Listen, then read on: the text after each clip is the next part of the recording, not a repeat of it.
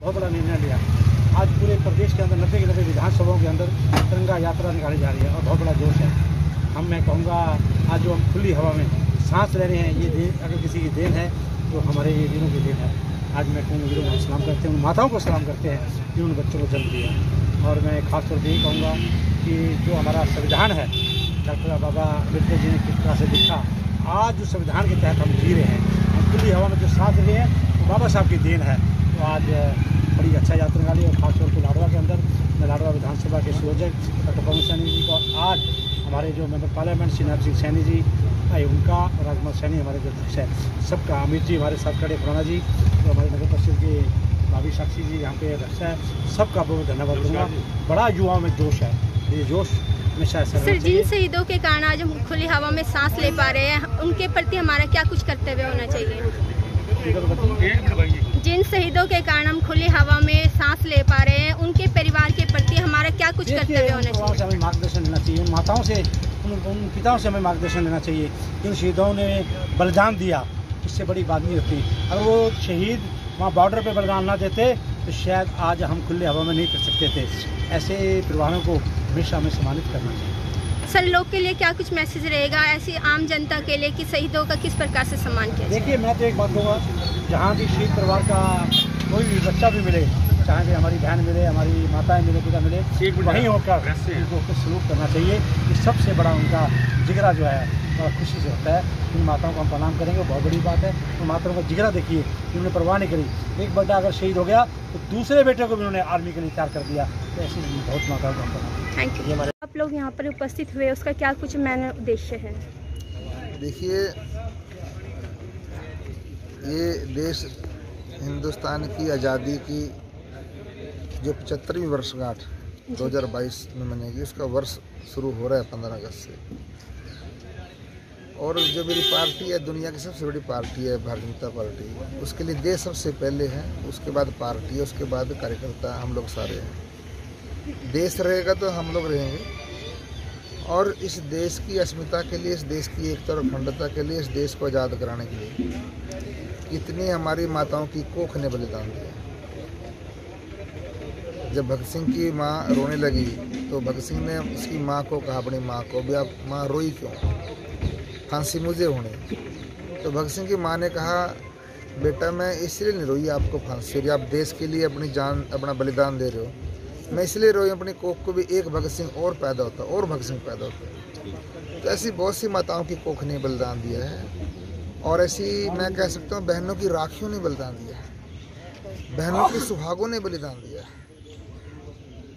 तो ऐसे जो है ना, लोगों ने अपने बलिदान दे करके देश को आज़ाद कराया।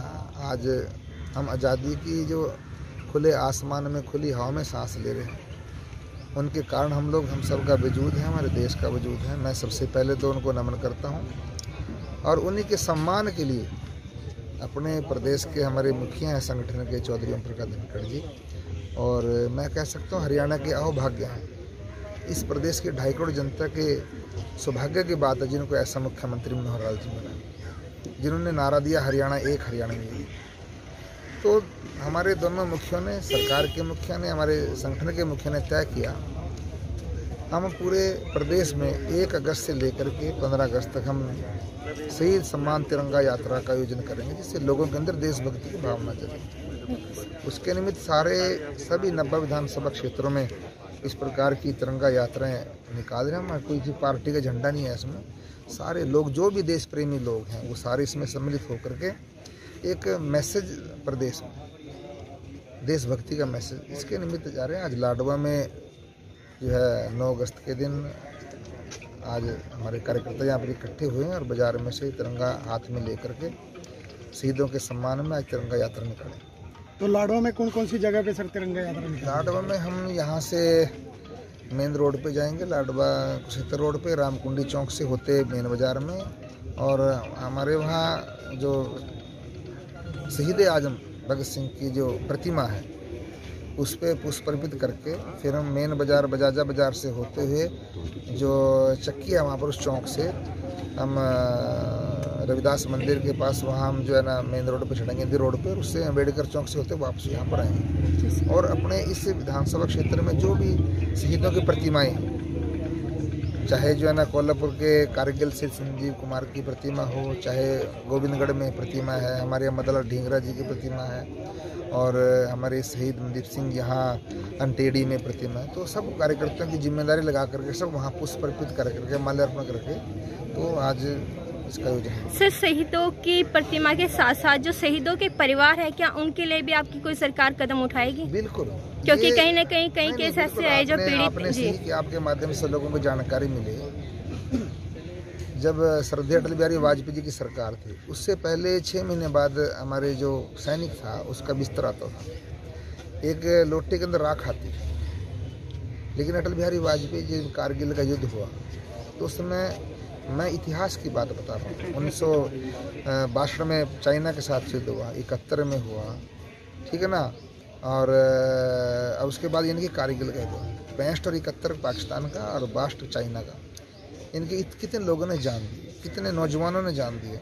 लेकिन अटल बिहारी वाजपेयी जी जॉर्ज फर्नांडिस समय के हमारे रक्षा मंत्री थे, वो सब वहाँ जाकर के आए कारगिल में। उन्होंने कहा भी, मेरे नौजवान बच्चों, इस देश की एकता और अखंडता के लिए, इस देश की अस्मिता के लिए आप अपने प्राणों का बलिदान दे रहे हो, तो आपके परिवार की रक्षा मैं करूँगा। उस समय 10-10 लाख रुपए पेट्रोल पंप, गैस की एजेंसियाँ, उनके नाम से, सड़कों के नाम, स्कूलों के नाम, उनके गांव में प्रतिमा बनाने का काम।